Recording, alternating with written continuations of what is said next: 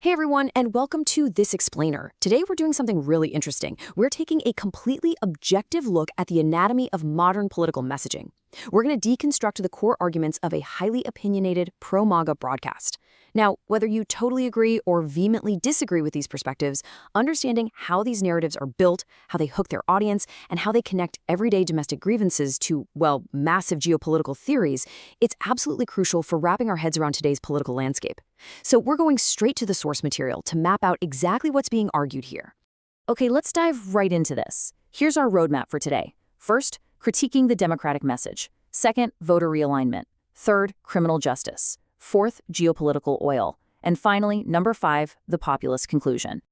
All right, let's kick things off with Section 1, critiquing the democratic message, a baseline of frustration. So the source material doesn't begin with, high-level policy wonkery. It actually starts with a really visceral domestic grievance.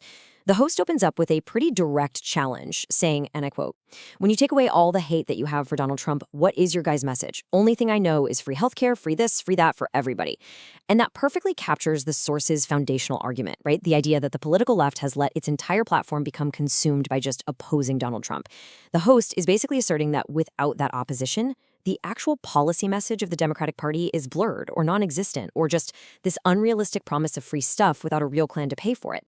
And then, the host actually escalates this critique even further. This isn't just framed as your standard disagreement over tax policy or healthcare. Instead, the claim is that the Democratic Party is intentionally hiding its true plan because, in the host's words, it's wicked, evil, and demonic. According to this broadcast, if that true plan were actually shared out in the open, voters would literally just flee. So this highlights a deeply suspicious view of hidden political agendas. It's framing the opposing party not just as, having the wrong ideas, but as actively malicious. Moving on to Section 2, voter realignment, focusing on the demographic debate.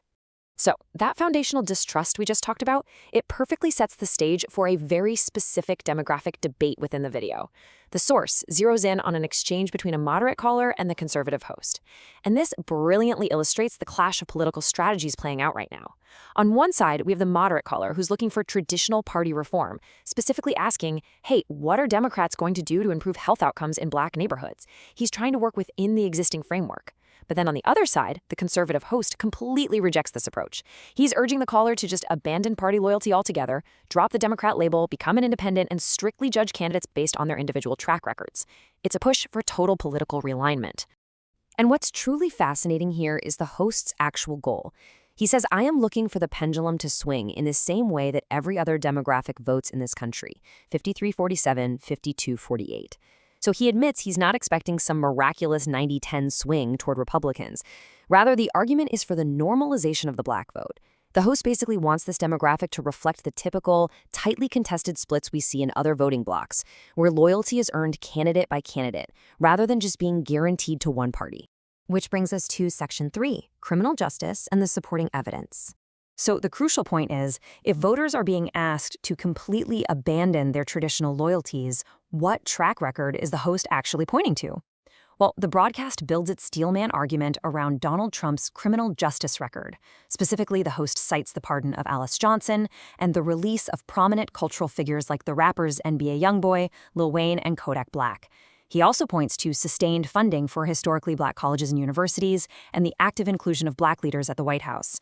So this specific list is the core evidence the source uses to push for that voter realignment.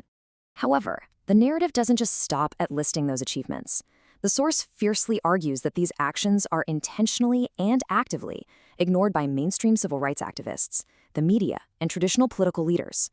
In fact, the host goes so far as to use these heavily loaded historical metaphors, claiming that voters are basically being kept on a democratic plantation by political overseers whose sole job is indoctrination, rather than actually sharing information. All right, Section 4, geopolitical oil. This is where we see a major macro pivot. Right after making that super intense domestic argument, the narrative executes this stunning macro pivot. It zooms way out to a grand global theory. It basically asks us to reevaluate everything we see on the global stage. Is Trump's behavior, pushing back on NATO, picking fights with allies and adversaries alike, is it just messy chaos, or is it a calculated trap? The source argues that Trump is the only one who actually knows how this game ends, and that looking like a reckless clown is just the ultimate distraction. To build this theory, this source throws out some really hard numbers. Take Japan, for example. According to the video, they rely on the Middle East for roughly 75% of their energy needs. That's huge. And India isn't far behind, relying on the Middle East for about 60% of its oil. Throw China and Europe into the mix, and you've got a globe that is deeply, deeply dependent on this one region. And here's the geographical bottleneck the broadcast really emphasizes: 20%. Around 20% of all the world's oil flows through one single, highly vulnerable choke point, the Strait of Hormuz. Let's move on and see how this builds into an overarching strategy. The host outlines this massive four-step geopolitical trap. Step 1, allow or encourage disruption in the Middle East, specifically threatening that Strait of Hormuz. Step 2, if that oil stops flowing, global markets totally panic, supply chains snap, and prices just spike. Step 3, suddenly desperate, oil-dependent nations like China, Japan, and European countries have absolutely no choice but to turn to the massive, secure reserves in North America. And finally, Step 4, because these are the very same countries that hold massive amounts of U.S. debt, the United States suddenly gains the ultimate leverage. They can't just dump the U.S. dollar because they desperately need U.S. energy. The source basically posits this as the biggest economic trap ever played. Finally, Section 5, the populist conclusion, tying it all together. After presenting this sweeping theory of essentially geopolitical 3D chess, the explainer brings us right back home to those initial domestic frustrations. Pointing specifically to the State of the Union address, the host concludes that politicians simply do not care about everyday citizens. Synthesizing the whole narrative, the source claims that because domestic voters, like the Black demographic we discussed earlier, are waking up to these realities and realigning, the Democratic Party now has to rely on illegal immigration. The argument here is that politicians are flooding the system with undocumented immigrants, giving them resources and ultimately trying to secure their votes to replace the domestic citizens who are abandoning the party. Which leaves us with this final thought to consider. We've just traced the architecture of this specific, highly potent political narrative, starting from intense domestic grievances and criminal justice reform, all the way to global oil choke points. So, as these kinds of narratives continue to circulate and increasingly challenge traditional party loyalties, what happens next? Will we actually witness the fundamental demographic realignment that this source so confidently predicts? Or will historic, deeply entrenched voting patterns hold firm? It's a question that will undoubtedly define the next era of our political landscape.